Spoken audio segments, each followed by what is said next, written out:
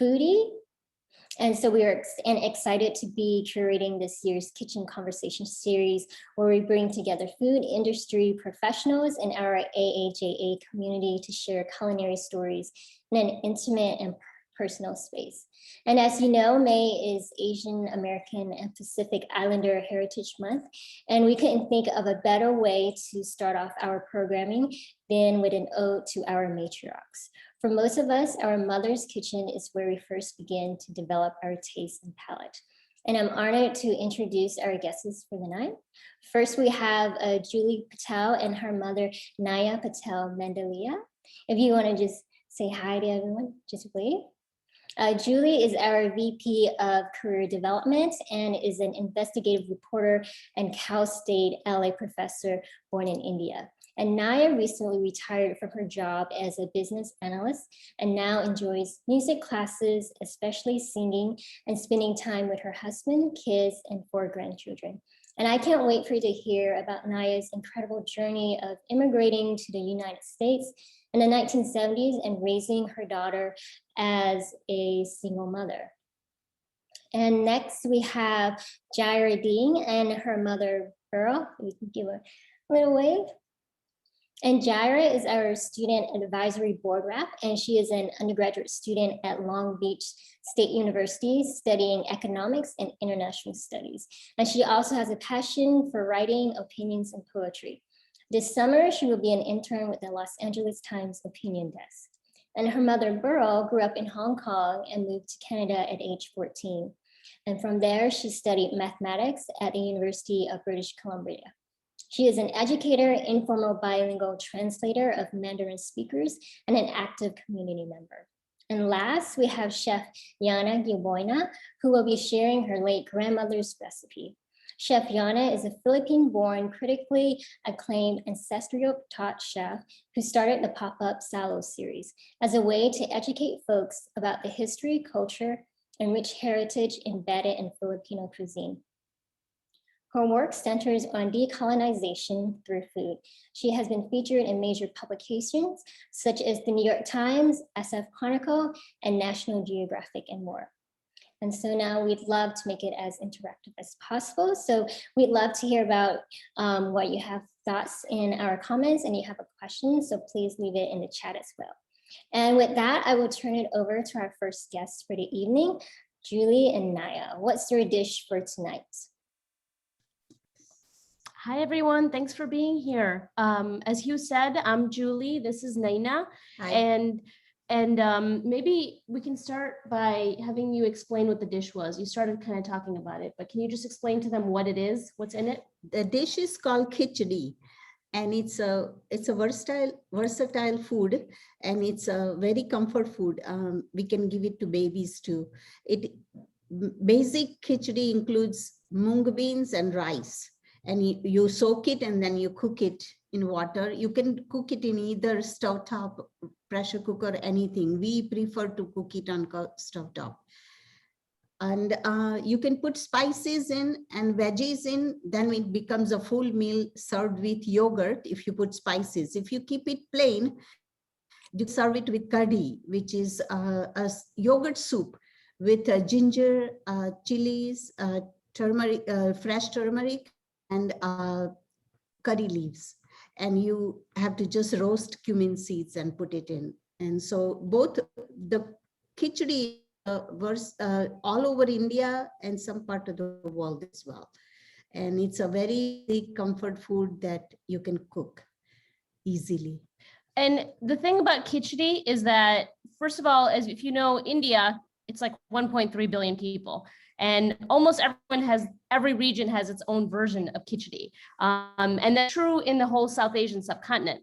Pakistan, Bangladesh, they also have their own versions of khichdi in different areas. Some people may use different types of lentils. Some people may use wild rice and brown rice, or different grains, like Mummy had said earlier. And the reason we chose khichdi as the recipe that Hugh will be sharing with you is because it's, like my mom mentioned, it's a comfort food, but it's also pretty easy to make. And growing up, my mom did not have a lot of time. When she immigrated to this country, She got married at 17, immigrated shortly after that, and she was working in an X-ray tube factory in Chicago. And so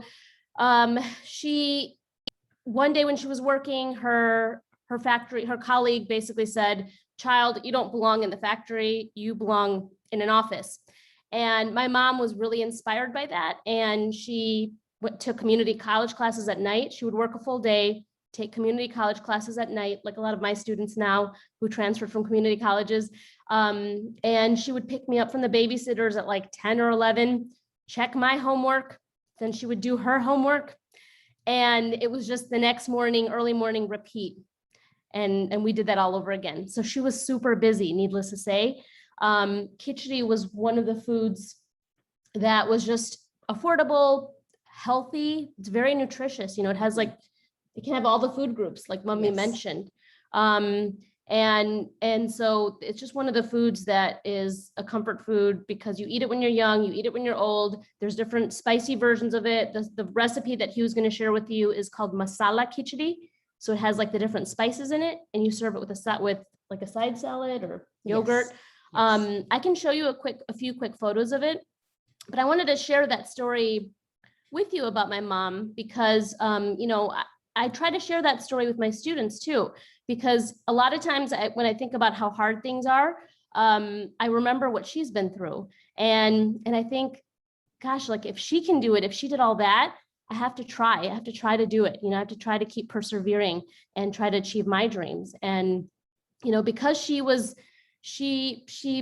took community college classes, she learned accounting, not because she actually hated math, but she knew there would always be jobs, even in a down economy.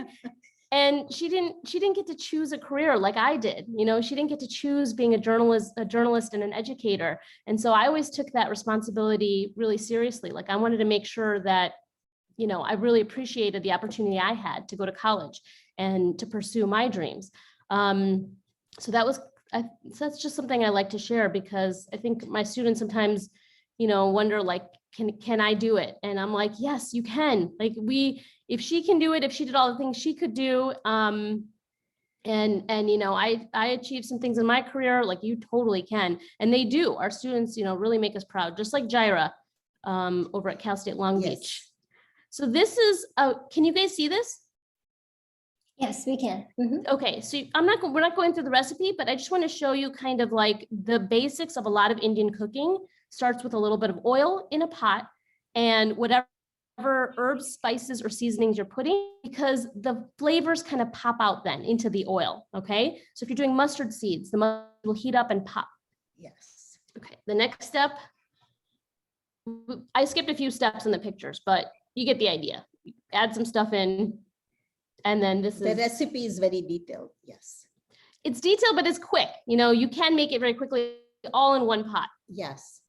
So it cooks 15 minutes after you get everything ready. In 10 minutes, cook in 15 minutes. So 25 minutes maximum. You can cook everything and get everything ready. And that's what we liked about it. And there is so many variations that you never get tired of it, let's say. But you don't want to eat it every day, of course. But you crave it though. You do crave it if you know, if during certain times, during the harder times, or even after you've like been back from out of town. When you're sick, when you're on a long vacation, when we come home, that's the first thing we want is something like this. So this is just kind of like what it looks like when you serve it. It has all the veggies in there. So you're getting your veggies, you're getting your protein, which is the lentils and the yogurt. You're getting your grains, you're getting your carbs, right? And you're getting some veggies. Yeah. So that's kind of what it looks like. I can stop the share now.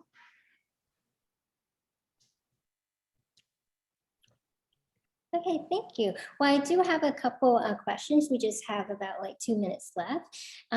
So for me, I remember the scene in Minari when the grandmother brings home like a bag full of chili powder from like South Korea, and the mother broke down in tears. Were there any Indian ingredients that you couldn't find in the US, and did you make any substitute for them?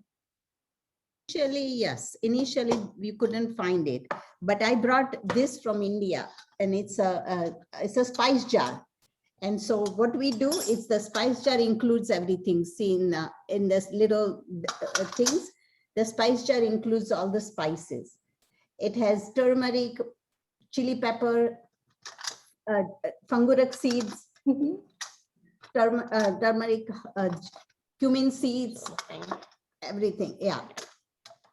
And initially I couldn't find it, but now it's available in the Indian grocery stores or even Trader Joe's or Sprouts or any other supermarkets. Well, where not all, but it's available in Mediterranean markets as well. But in AAJA, there are some really big Indian grocery stores. There's one called Pioneer Cash and Curry, or Cash and Carry. Cash and Carry. And it's like a big grocery store. It's like a regular grocery store. And you go in there, you can find all these ingredients nowadays. Yeah. It started with just Patel Brothers in Chicago, which was like a small little grocery store, and there weren't that many Indians. And so everybody knew the Patel Brothers. And then now Patel Brothers is a big chain. And we have Sona Patel here from the New York Times in Long Beach State, who's here. And so that's the other thing, is that we're making our version of khichdi from the state of Gujarat. If you know any Patels, then they're probably from Gujarat. And to a limited extent, Mehtas or sometimes Shahs. So yeah. Interesting. Well, thank you for sharing your recipe. And yeah, your mother is an absolute inspiration. So thank you. And now we're going to switch to Jaira and her mother, and they're going to talk to us about one of their favorite family recipes, braised duck. Okay, hi everyone. So yeah, I think that when we were thinking about what type of recipe to share, I think that duck was the first thing that I thought, mainly because it's like a real family recipe that's been handed down to us by my grandpa. And it's so funny because I think that I remember every Thanksgiving, we would see American families with their turkeys and we would have our duck. So I was just I love the duck too. If you cook it well, it's fat and greasy and tasty, oh, so good. So I think that, yeah, because every time I eat turkey, I'm like, oh, this is so dry. But yeah, let me share screen so we can talk about it. Mom, do you have anything to share? Yeah, I think like Jaira said, it was a dish that actually my dad, we call it my dad's famous dish. And actually he has Parkinson now. So for a while, we thought he would never be able to make the dish again. But he's still able to do something. He can't slice it as nicely. I still can't do it the way he does it. He does it so thinly that it looks like it's nicer than the ones that you can get from the restaurants. And he deboned everything. And so before he got any worse, he actually taught it to me. So now I made sure I teach it to my kids so that it would get passed on as a legacy. Mm-hmm. Yeah, so I'll share screen really quickly. It's just a really simple presentation of the ingredients and then pictures of the final thing. So would you like to explain some of the process, Mom? Oh, so this is actually, I would call this recipe a recipe of love, because actually when my dad made it, he actually spent an hour standing next to the stove because he doesn't want greasy duck. So he would take a skewer stick, he poke on the back, the spine of the duck and the other side too, to actually get all the oil out. So I've done that a few times too. Sometimes it's very tiring because basically you just stand there, you keep scooping the sauce. And when you poke the hole, you see the blood and all the oil comes out. And it's just amazing. But so it's a pretty, so you, of course, the main ingredient is the duck, and then it's mainly all these different types of soy sauce, and then Asian spices like star and anise, yeah, and then the bay leaves and Sichuan peppercorn, cinnamon, and my dad he pan fried, he seasoned the duck first, and then he pan fried the duck with some ginger and green onions first. And yeah, so basically that, and when it's all brown, then that's when he put all the rest of the ingredient in. And I forgot to put on there water.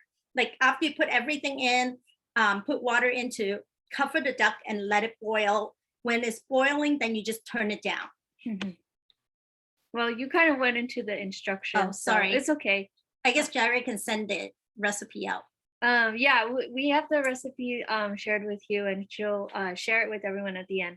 But this is the duck. Oh, I didn't say how long. Oh, okay. So you just let it cook in the sauce, simmer at low temperature for like about 45 minutes. And then you turn it off and just cover the lid and let it, like, and I think within that time frame, you can flip it over once. And like I did what my dad does, poke holes on the spine so oil comes out, but you don't have to. My mom actually, she started to learn how to do it too. And she said, oh yeah, it's so much easier. I don't do that. I don't let the oil out. It's fine. And so, but I think it is better when you do that. So you do it and for another 15 minutes and basically take the duck out and let it cool. I learned from my dad, debone the duck and then slice everything very thinly so they look, and you know, when you eat it, it's just yummy. And you have a dipping sauce as well with garlic, vinegar, and water. Dipping sauce is the best part because there's something about the contrast of the dipping sauce and then also the fatty meat of the duck.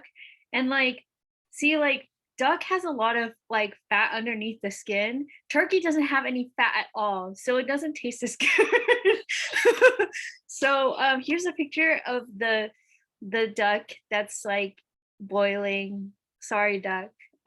Yeah, braised. And this is a picture of the duck that's deboned. It takes a lot of effort to carve the duck. So yeah, my grandpa, my gong, he's really good at like cutting things. Like even though he has shaky hands, he cuts fruit better than me. So anyways, last thing, my mom has actually a food Instagram page and she makes all this wonderful food. And usually it's like a lot of Asian fusion.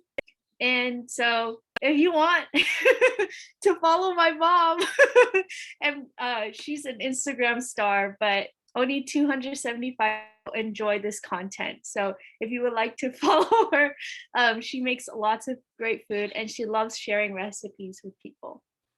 So I will stop sharing now. And thank you for sharing. It's interesting that this is a dish that's passed down from your dad, as opposed to, you know, a lot of like family dishes being passed down through, you know, the matriarch. Is there like is it just because men, are there certain dishes that men can only cook, like in America, like barbecue is a man thing, or is that the reason why, or? Actually, it's kind of weird because I think when I grew up, I don't really see a lot of dads cooking, but my dad, for some reason, loves to cook, but he doesn't cook every day. He only cooks whenever there's like a special holiday, and we always love his food whenever he cooks. This is just one of the things that was like really, really good that we always love. My popo, my grandma, she's actually not that great at cooking. So that's why my grandpa cooks. Or he doesn't cook all the time. Though. Okay, but like he cooks occasionally. Yeah. My mom would tell me stories about in college when she was studying really late for exams. Like he would wake up in the middle of the night and just make her a piece of steak. Yeah. And then like be like, here. I think that's the way my dad shows us love, and like, you know, like through making us special treats. And so like Jaira said, at midnight he'll knock on me and my brother's door. Would you like to have some, you know, steak or like some chicken? I made something for you guys. And then so we get up and we eat, and then we went back to study. Mm-hmm. Oh, that's so sweet. So I know that, so Burl, you came over to Canada as a teenager and to study mathematics. And I was wondering if that influenced your cooking at all. You mean studying the math or coming from Asia? Well, yeah, studying how if mathematics has influenced your cooking. Oh, I guess like maybe more like in terms of helping me with like dealing with like proportions, like the different recipes, like converting it and things like that. And I think, you know, definitely some parts that, like there's the systematic part of the recipes that actually require some math and some logical thinking in there. Mhm. So we just have like about 1 more minute. I have one more question. So what food did you eat that definitely made you feel like you're in America now? Me or Jerry? Oh, me?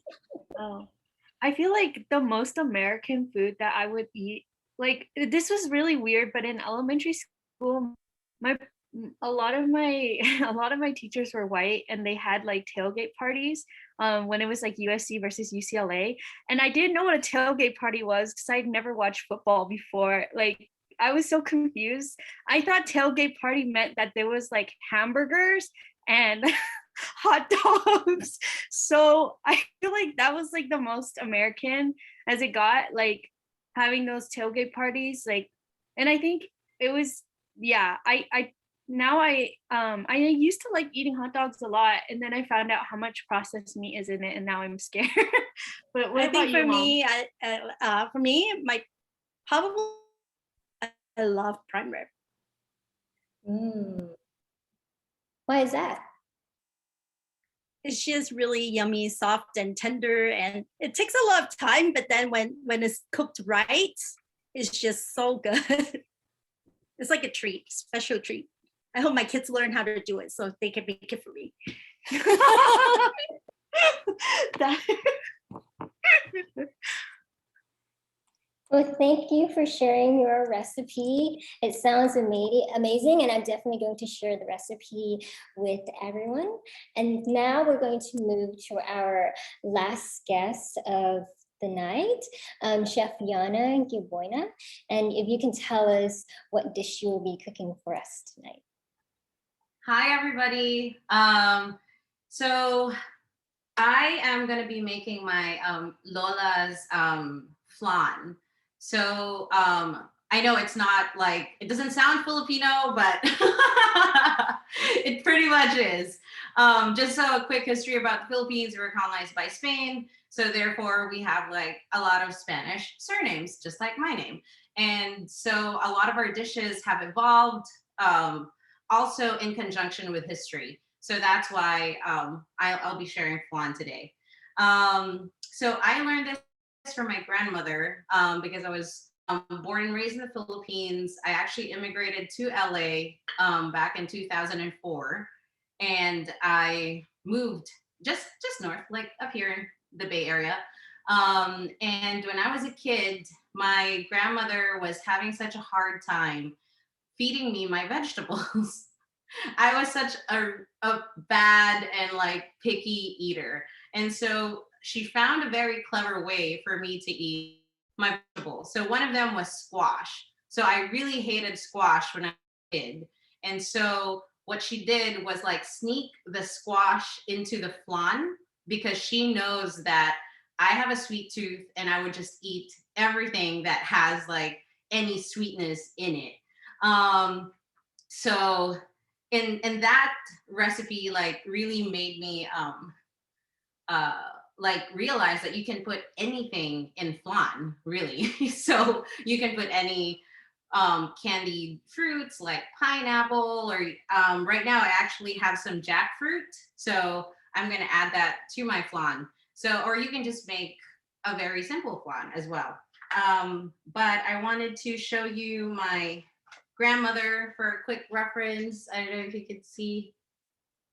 She's like, she already has like white hair, and I think I'm competing very, very soon. I'm about to hit that white hair before I turn 40. So, but yeah, so I will share a very like, because flan is a lot. So her recipe is actually very simple.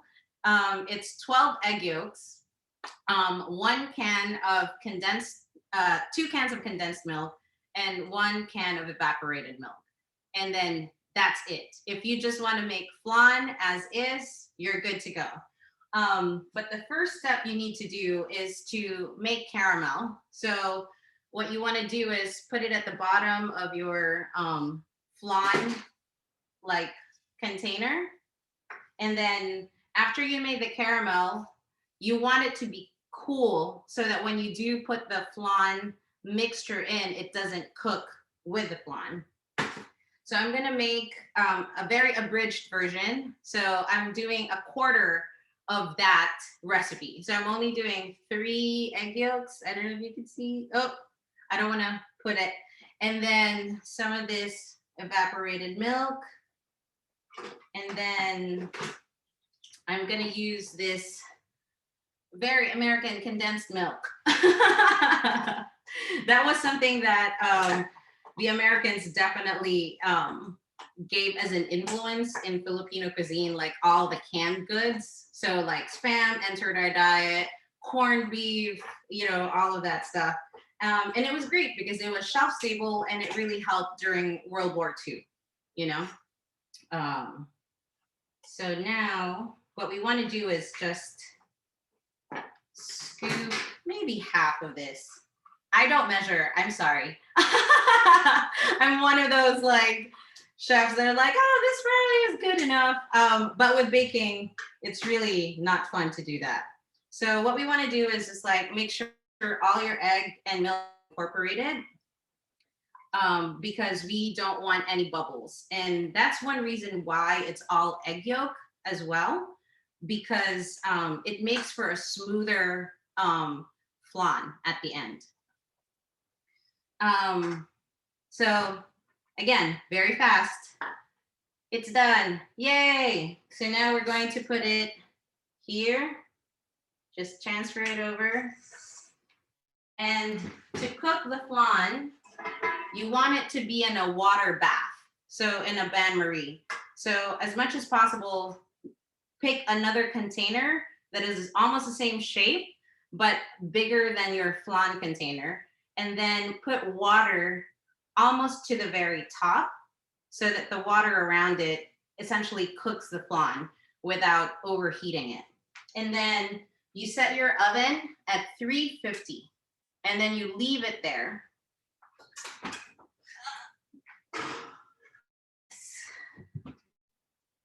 Okay, and then you leave it there for about 45 minutes to an hour.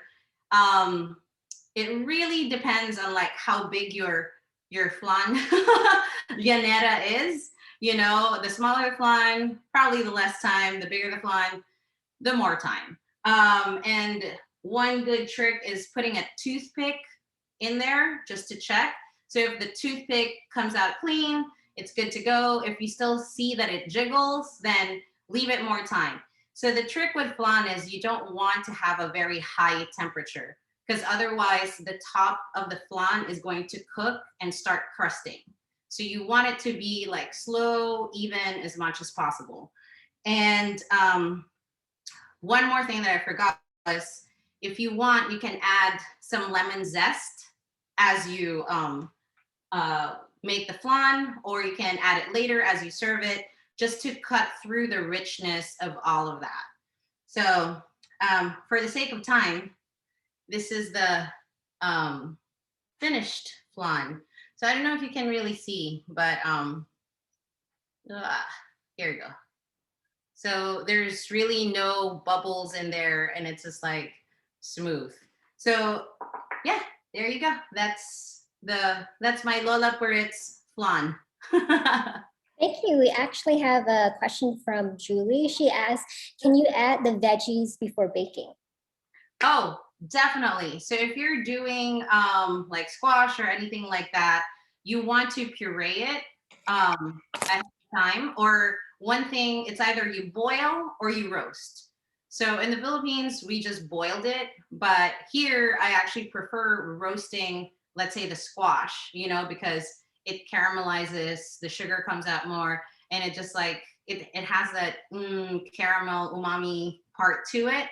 And then Yeah, and it's better if you puree it so that the consistency is also in line with the smoothness of the flan. Yeah. Is there a way to make it like a vegan? I've tried. There's actually coconut condensed milk and coconut evaporated milk now. So I'm very happy with food technology. Yay! But the eggs, I don't know. I'm so sorry. I mean, there are vegan eggs, but I have not experimented with, using like, I think there's one company called Just Egg. I haven't used them yet in terms of like making it in flan.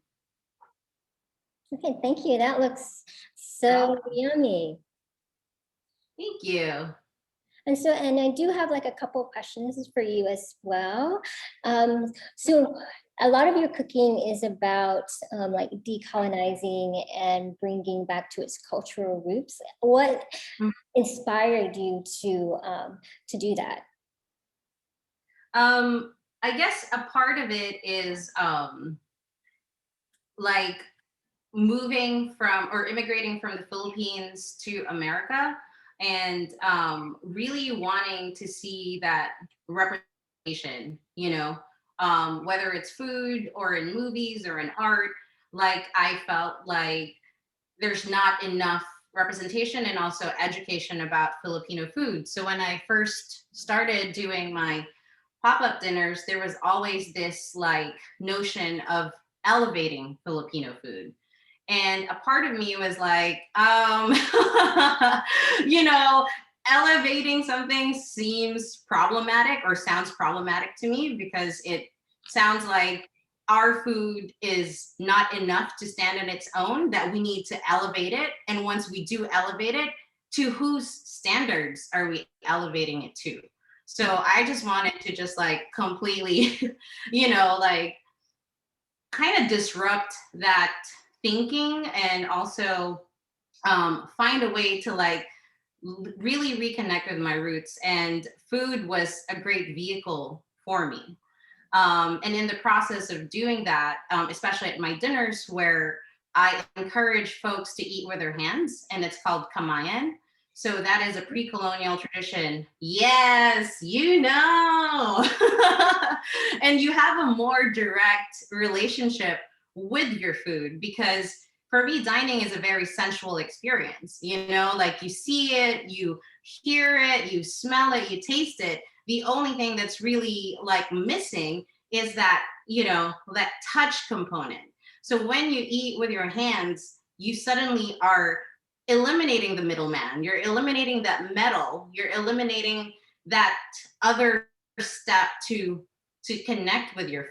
And I felt like that was such a powerful tool in order to be able to like start shifting away from colonial mentality and actually celebrating who we are as, as Filipinos and as Filipino Americans here in America. Sorry, that was a very long. That was a great answer. And I just want to have one more question for you because you are in the food and beverage space, and I would be remiss if I didn't ask about how like the pandemic and COVID has affected you. I like to say I am fun employed and semi-retired lady of leisure. Just because the pandemic really helped me realize that I prioritize life and safety first before money, because that is the only thing that really is irreplaceable, like money comes and goes, but lives, when you lose it, it's done. And we only have one life really. So I was like, I am not an essential worker and I am okay with that. But I was able to, I would say pivot, towards like here, for example, within this virtual space, I can still connect with folks doing cooking classes, cooking demos, but still within the safety of, because it's still a pandemic. And I don't know like how I would feel if I was hosting Kamayan dinners, even though we are 6 feet apart, but it's still, it's a very communal act, and there's a lot of sharing. And if you're going to take that away from the experience, I really don't feel like it's doing that tradition justice. So, yeah. Thank you.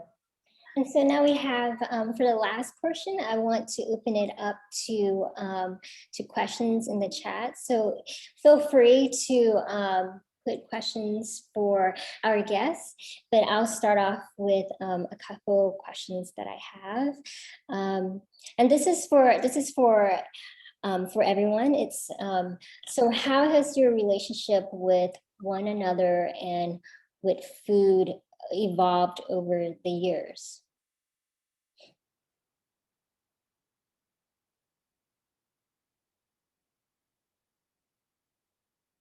Anyone? Julie?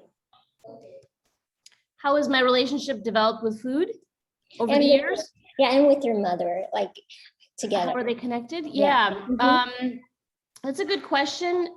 So I was born in India, and so I was kind of grew up with the language. And then I came back to the US. My parents were working when I was really young, so I was living in India with my grandparents. When I immigrated back, I was like so enamored with the US and with being with my parents again. The first day that I was back from India, my dad took me to McDonald's. And the next day I was like, oh, they're like, what do you want to do today? I'm like, I want to go to Ahmedabad. Ahmedabad is the city that I'm from in India, Ahmedabad. And they're like, you want to go back to India? You don't like it here? You don't like it with us? And I'm like, no, the yellow M.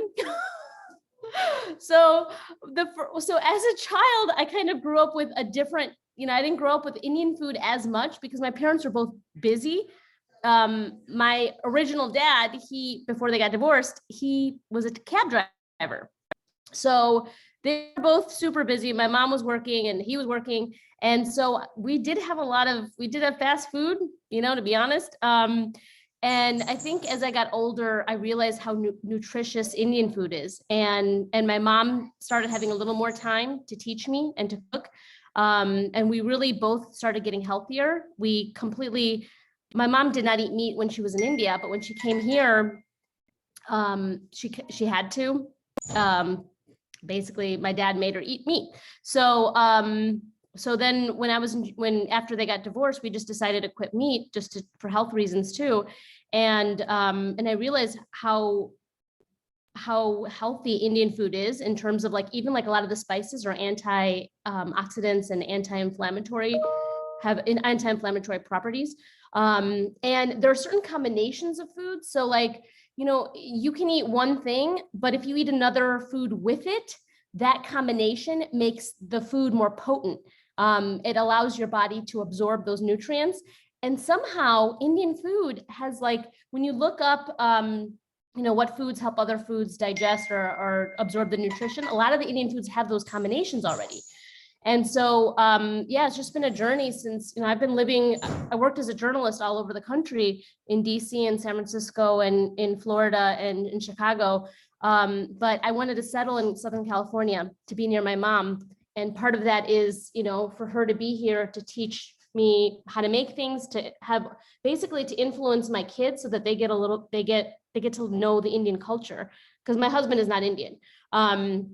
And so he's Jewish, so we kind of incorporate his traditions, the Jewish traditions, and we learn about those. But I also want the kids to learn about Indian culture and Indian food. So it's been really nice being here because we cook together. My kids cook with my mom. They love it. They love cooking with my mom. They learn how to make rotis, like the flatbreads, khichdi. Shak, which is all different kinds of veggies are called shak, like different combinations of veggies and spices. That's really sweet. Yeah, Jara and Burl. Yeah. So I think that the first time I realized that because I grew up in this San Gabriel Valley and has lots of Chinese food, and the first time I realized how special the food and the cuisine was when I moved to college. And then there was like, I mean, there wasn't not any Chinese food, but there was significantly less, right? So I went from going to like, in my area, there's like 2 boba shops every block. I promise you, 2 boba shops every block, right? So you have lots of like very rich Taiwanese and Cantonese culture.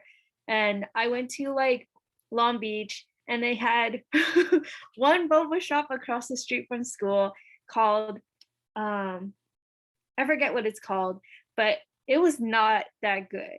But everyone said this is the best boba we ever had. And I was like, no, this is pretty bad. So I also miss dumplings, because that place would sell dumplings, but they were like fried the American way. I was like, that's not how you cook dumplings. Like, someone soaked this in oil. Like, that's so gross to me. And I got really homesick actually because of the food, because my mom would always make us like really good Chinese food, but she would also make other types of Asian dishes, because we would shop at H Mart, or we would go to like 99 Ranch, and I missed it a lot, and I realized how much I deeply missed eating Chinese food. And then I actually moved out like for 2 months actually last year, and I think that was also like a really big change. And my mom helped me out by like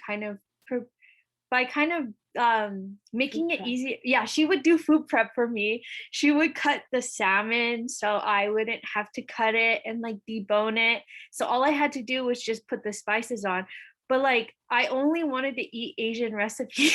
So I would like, actually it was really cool, because I really learned how to take care of myself during that time. And I made a lot of like really good food, and I would send pictures to my mom, and she would be really proud of me.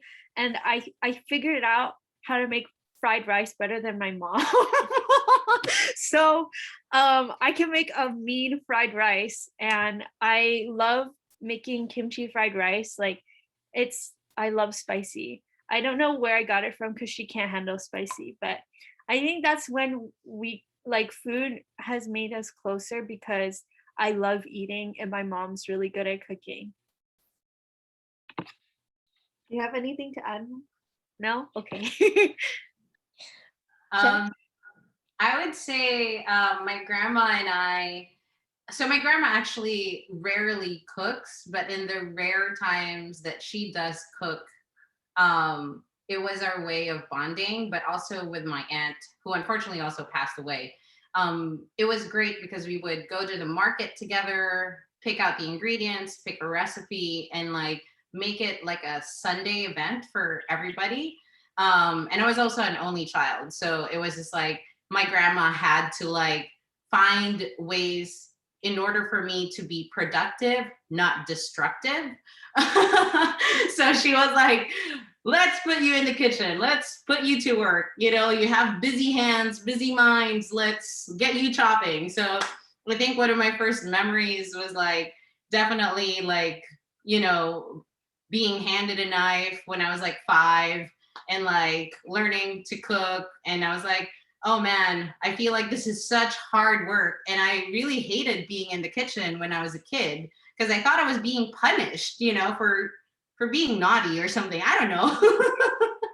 And then it wasn't until I immigrated here that I really treasured like the lessons that I learned in the kitchen, and it made me appreciate the times that I spent with my grandma and my aunt. So being in the kitchen is one of my ways to keep their memory alive, really. So yeah. We have a question from Teresa. Are you passing on your cultural food traditions to your children and grandchildren? I find, for instance, that Japanese Americans, some of whom are now in the 5th generation, no longer cook or even eat traditional Japanese New Year's dishes.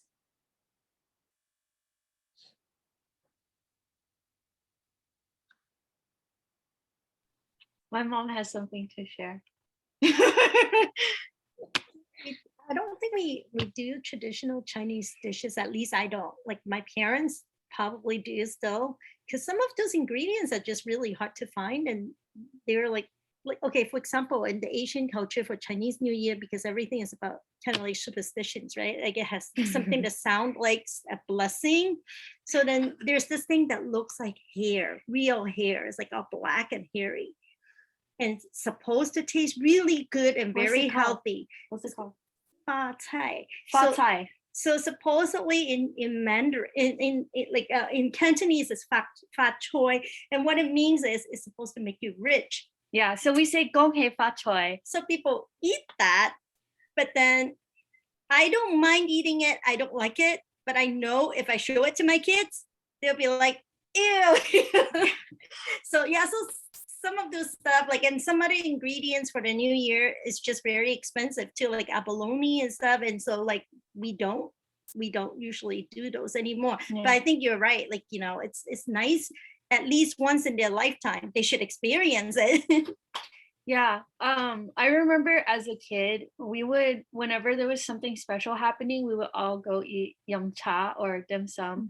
And like I used to hate it because I just didn't like the way that Chinese food looked like when I was younger. I was like, why are my parents making me eat like chicken feet? Like I was like, it reminds me of the chicken and I feel bad for the chicken. Oh, yeah, for Chinese New Year, you're supposed to serve the entire chicken with the chicken head facing. Yeah, so like I didn't understand the aesthetics as a little kid, and I was like, this is so gross, right? I didn't like the textures. I didn't like it, and as a little kid, right? And I feel like I've grown to appreciate it more and more when like it's just made me realize how special it is to like eat like dim sum. Especially now during COVID, I really miss that communal sense where you would like walk in and then they would have like the lazy Susan spinning and you would sit with everyone and you would spin it and you were supposed to serve your elders first. And then they had like, you know, the ugly fish tanks with the bulbous eyes. Everyone who's laughing knows what I'm talking about. So like I miss that experience and like all the waiters yelling at you in Cantonese and like you're like it's so confusing, but it also was very familiar. And I think that it is kind of sad. Like I feel like keeping the traditions is really hard. But I see that there's very interesting fusion Asian food in my local area. So there's this cafe that's called Bopomofo, which is also the pronunciation system, right? Taiwanese pronunciation system. So Bopomofo, it has a cafe, actually just like 7 minutes away, and they have a sesame seed drink, which is like tanyuan, like tanyuan's like this like glutinous rice ball that has like sesame paste in the middle and it's so good. And like you usually drink it on really cold days because it's warm, and they've made it into a drink. And then the first time I tried it, I was like, oh my gosh, this is so good. So it's very interesting because I think that a lot of like younger Taiwanese kids and Cantonese kids and mainland Chinese kids that are living in this area have like are like learning to appreciate their culture in new ways.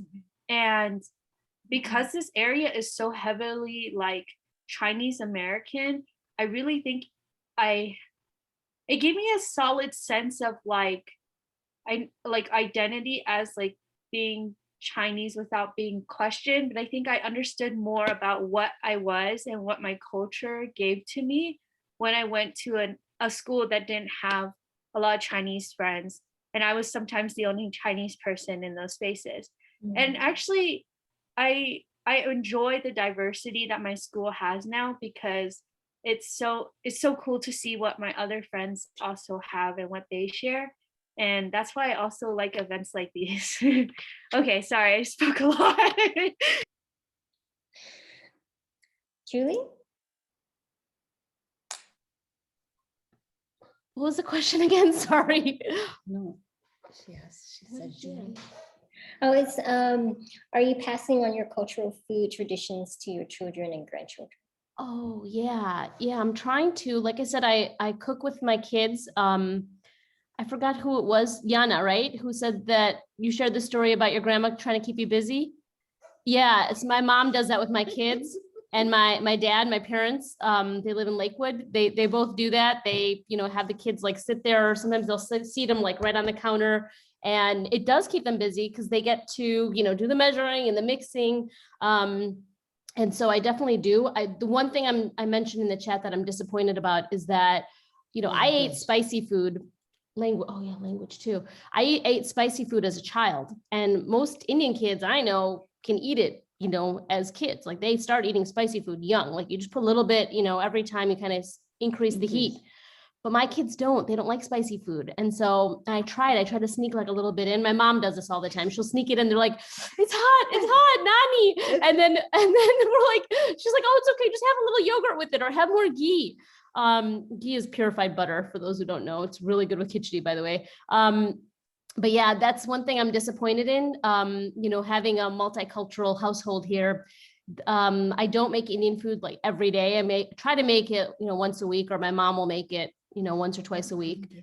Yeah, she'll bring it for me. She brings it for me a lot because we're so busy. But yeah, so they enjoy the Indian food, but they don't eat spicy food yet. So I don't know. Hopefully they'll get that over time.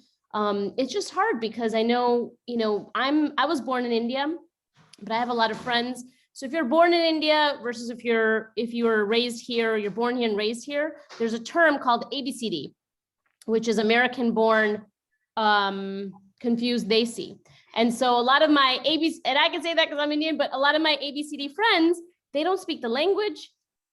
They don't really, you know, are not really able to pass the culture on.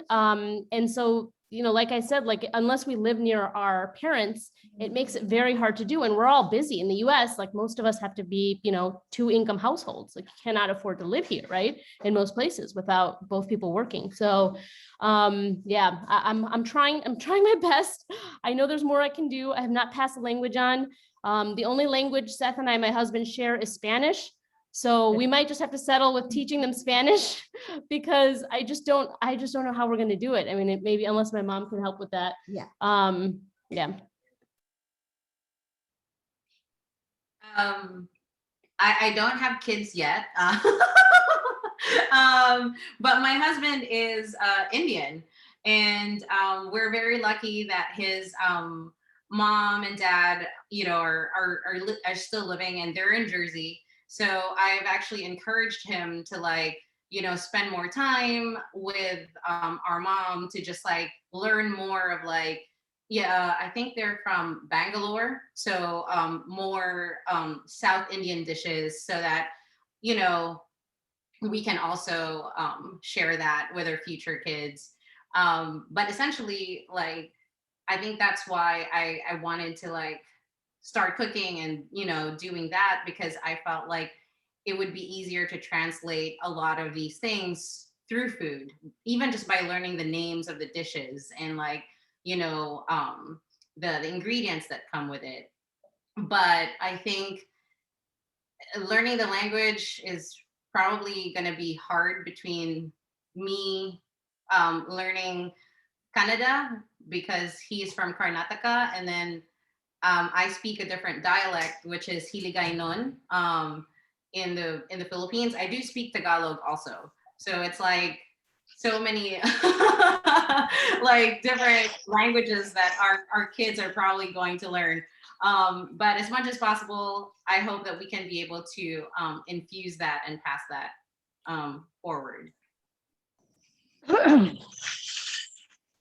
And we have one more question from An, and this is towards our new Instagram star now girl.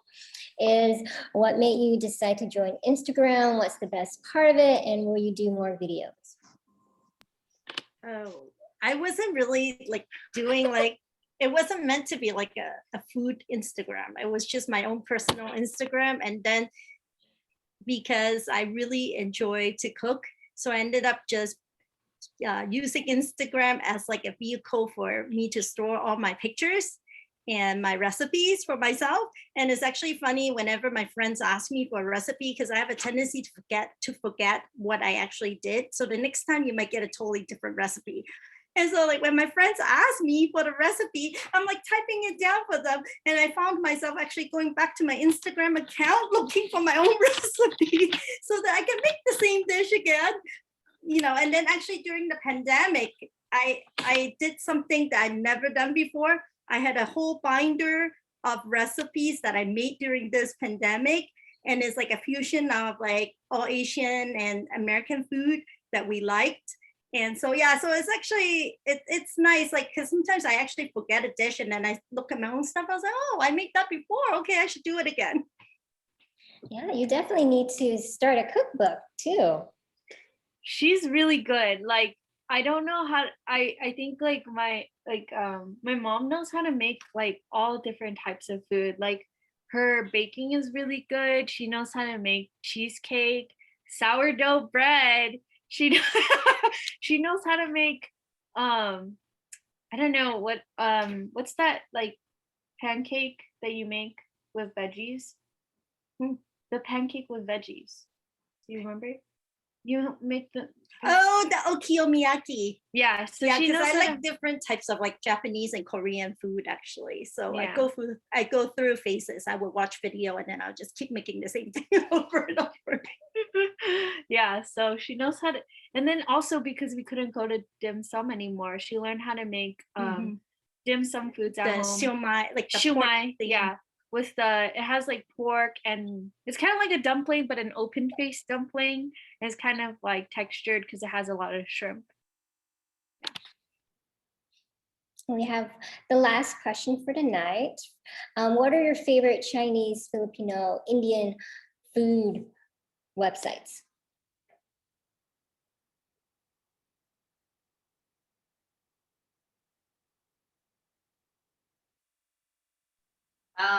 For me, Filipino website that I like to like refer to a lot. It's called Panlasang Filipino, which means like for the taste of Filipinos. And I really love like how direct and unfrilly the ingredients and also the directions are. It's very direct to the point. Also, Serious Eats is going to have a Filipino section. Little shameless plug, I'll be contributing some recipes there. So those two. I can share that in the chat. So I recently found that like I tried making some childhood favorites, which are more like food that you eat in Hong Kong. But I found out the authentic good recipes are all the videos too, videos in Cantonese. And actually it's good and authentic, but then it's hard to follow if you don't know the language, because I think they have subtitle in English, but it goes by really fast. Cantonese people talk so fast. Oh yeah, and then everybody thought somebody is yelling. They hated it because it's loud and obnoxious.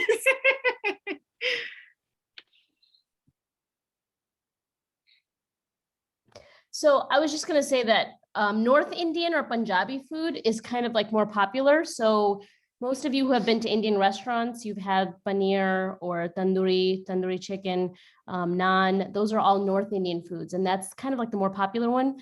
So most of the websites you'll see will have those recipes.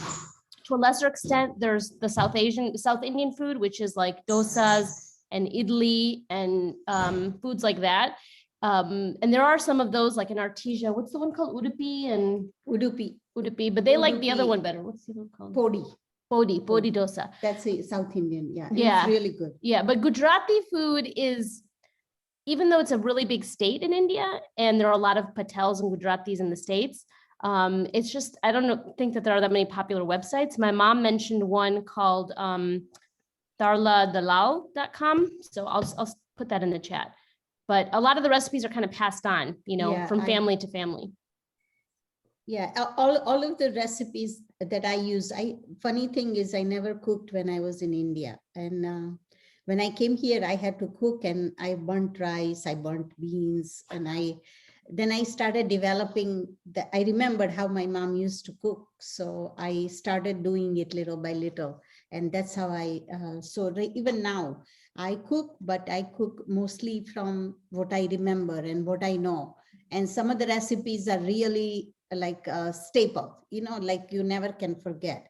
Your grandma showed you or your mom showed you. So, but if I ever need to look at a cookbook, then I usually use Tarla Dala's cookbook. I have it. My sister gave it to me.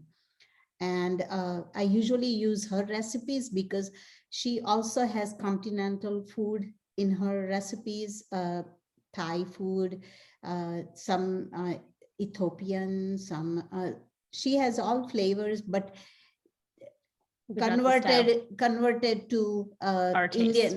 Indian taste. So I like it, but now I make my own because I kind of know what I like in my Thai food or what I like in my Italian food. So I make, and I try to like teach the grandkids the same, that you have to, when you do something, try to think what goes with what and do it, and making roti, I learned on my own because I never did it in India, but to roll it out a perfect round and to do it fast, I can't. There are people that can do this many rotis in like half an hour and put it away.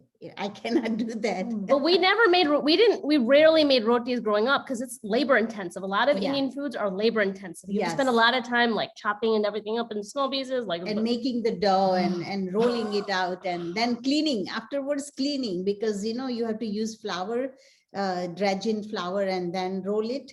It's just But you can buy ready-made rotis. So like if Yeah. you're a busy household, you make your veggie shack or your veggie curry, or if you're a meat eater, then your Sabji. meat curry, yes, your yes. subjis, then you can buy those ready-made rotis, and a lot of them are pretty good. They're very good. They come raw, some of them, so you just cook them in a pan. Yeah, and some that are already ready-made, you heat it up and eat. The one thing is good is there aren't very many preservatives in it. They usually try to, lime is one, they use that preservative. Lime is one and salt is another one they use as preservative, or vinegar. They'll use as preservative if it is a curry. But if it is paratha or roti, then it's usually flour, oil, and salt, and or butter, flour, and oil. Salt, that's it. Or sometimes dill seeds or cumin seeds. You put it in there for that flavor, and that flavor is just amazing. Especially if you're eating a curry, you put roasted cumin in your bread when you're making it. It's just absolutely wonderful. Or fenugreek leaves. You can put, instead of making roti with whole wheat flour, you can make it with millet flour. Yes. And when you do the millet flour version, you put fenugreek leaves, which are very good for you. Yeah. And you can get them in the Indian store now. And yogurt, and you make it, and it's the roti itself is full meal in itself, and it is so good because you can have it. You usually have it with tea, Indian tea, which is milk and Chai. Eat it with hands also. Oops. Okay, sorry. I keep thinking you're done. Okay, sorry. Well, that was amazing. I can't believe an hour passed. I can keep just listening to all these amazing stories, and we're definitely going to have more of these kitchen conversation series throughout the year. And so I want to thank our incredible guests for sharing such amazing stories. And also thank you to everyone for spending your Friday evening with us. And I do hope that these stories will inspire you to get into the kitchen and start your own kitchen conversations with the matriarchs in your family. So happy early Mother's Day. And of course, thank you again. And for the latest on our AAJA-LA events, please follow us on social at AAJA_LA. So thank you, everyone, and good night. Happy Mother's Day. Bye-bye. Thank you so much, everyone. That was fantastic. Happy Mother's Day, everyone. Yeah, you don't hear like a lot of stories from like the actual mothers, you know.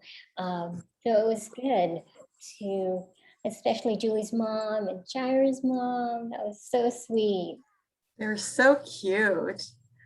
And honestly, this is my favorite part of the kitchen conversations. Of course, I love the food. I love learning about the food, but I love the conversations. I love hearing about the backgrounds and experiences of all of the people that you've featured so far, Hugh. So thank you so much. This is such an inspired and inspiring series. Yeah, I can't wait until we can have one in real life. So at a food hall or somewhere where we can actually taste the food too. You know, so hopefully that's what I'm hoping for, like the end of the year. End of the year, that'd be amazing. Yeah. Well, anyway, thank you so much again, and have a great weekend, everybody. A great Mother's Day for those of you. Are you spending time with you know, if you're spending time with your own mothers or you're a mother, have a great weekend. Thanks again. Bye, everyone.